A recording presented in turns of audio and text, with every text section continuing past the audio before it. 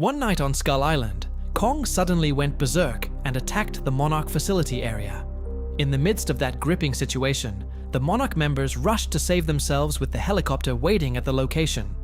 Ultimately, two Monarch members, Keiko and Hiroshi, managed to board the helicopter just as Kong was near them.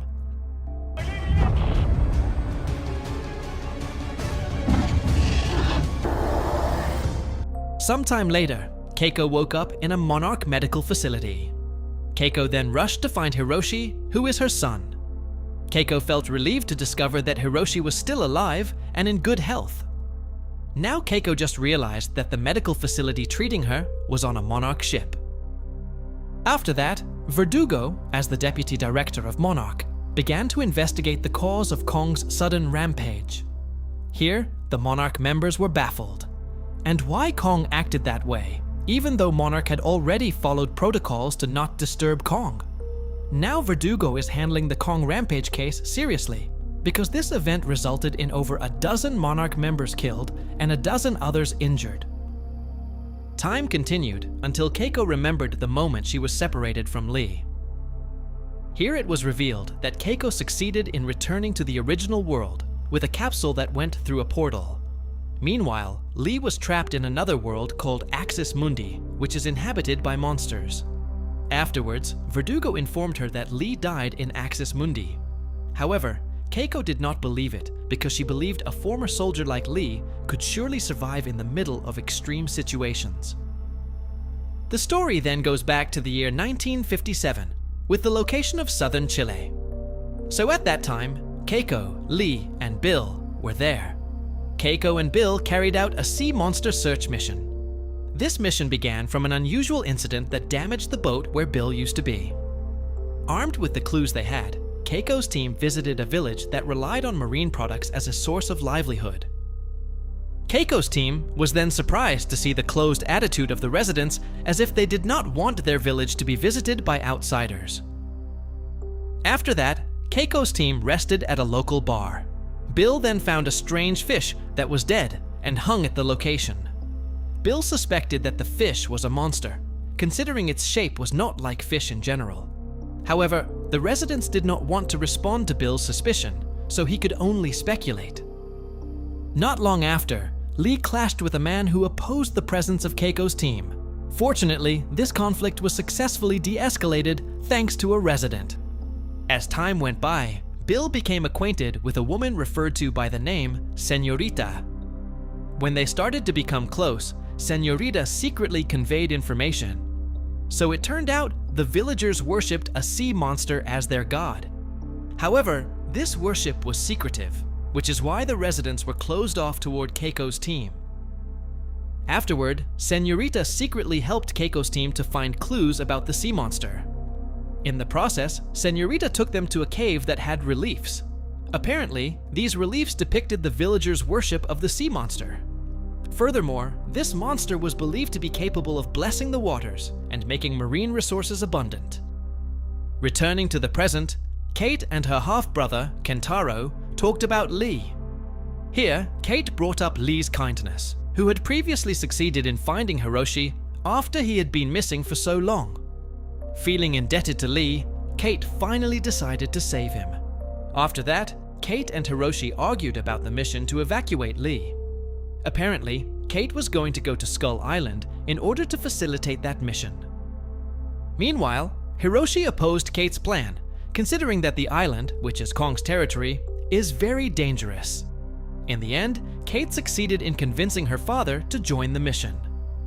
A few moments later, Cate also succeeded in convincing her good friend, May, to get involved in the mission. Then, without Monarch's knowledge, Cate's group went to Skull Island using a boat.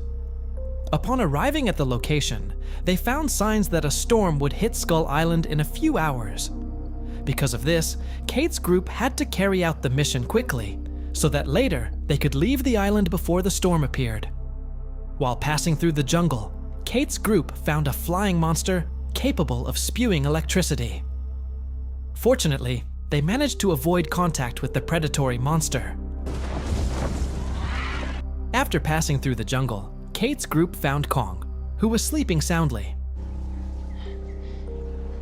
We gotta go back. Then, as she crept to pass by Kong, May accidentally made a sound. Fortunately, that sound only caused Kong to change his sleeping position.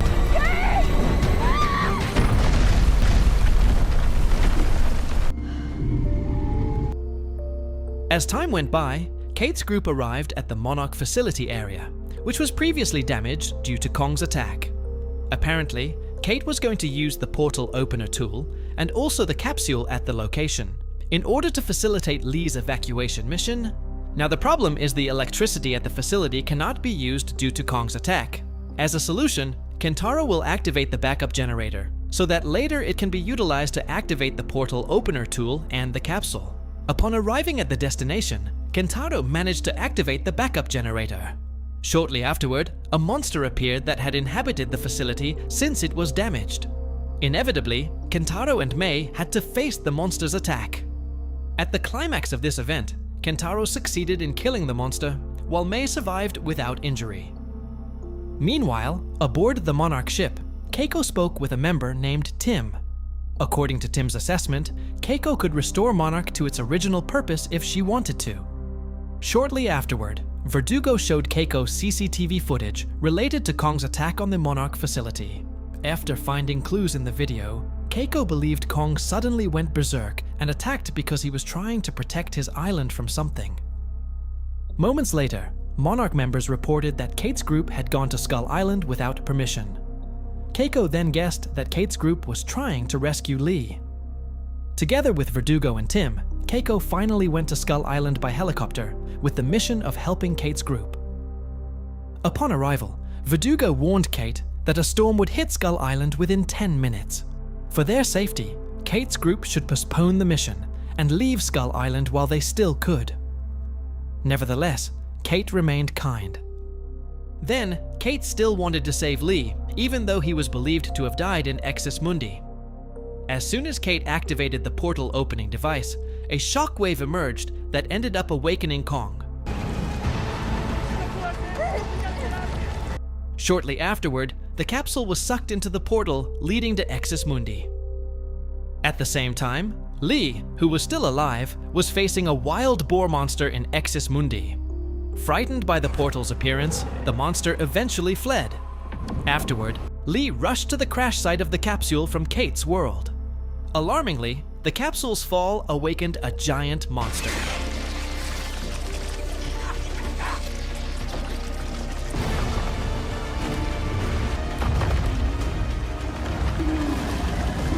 While he had the chance, Lee began struggling to enter the capsule. Shortly afterward, a titan from Exis Mundi appeared. Lee entered Cate's world through the portal, just as Keiko had feared.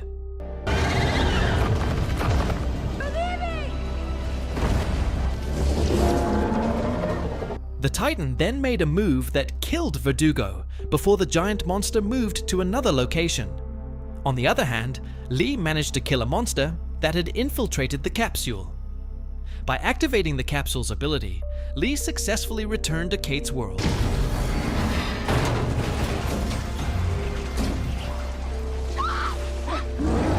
Moments later, Kong arrived and immediately destroyed the portal opening device because the portal's appearance caused strong winds that could potentially damage the environment. With great effort, Cate and the others managed to avoid Kong's attack and boarded the Monarch helicopter. As the helicopter began to fly away from the island, they saw Kong chasing the Titan from Exis Mundi. The Titan eventually managed to escape into the sea, and Monarch Season 2, Episode 1 finally ended. Thank you for watching. If you enjoyed the video, don't forget to hit like and subscribe so you won't miss the next epic story. See you in the next video.